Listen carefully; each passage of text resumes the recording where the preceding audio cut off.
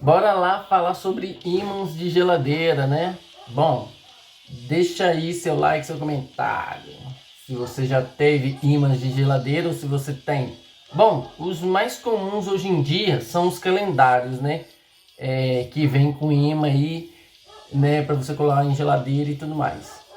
Antigamente, os ímãs de geladeira, nossa, eram a sensação do momento. Hoje em dia não se fala muito, né?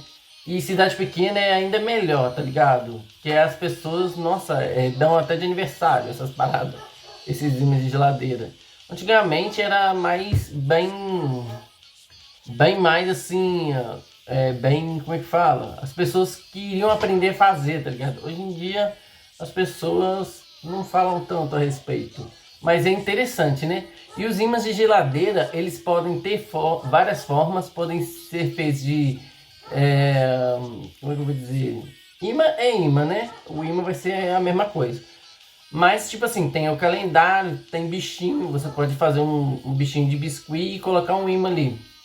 Entendeu? Você pode usar só um imã, ele purinho mesmo. O imã, o imã puro e tal. E isso muita gente gosta. Tem gente que é viciado, tem gente que é colecionador. Tem gente que cola, né? Vários ímãs na geladeira, tanto que a geladeira fica coberta totalmente por ímãs. E às vezes você chega na casa da pessoa e até assusta. Caraca, tanto imã assim. Tanto imã? Caraca, você é colecionador mesmo, hein?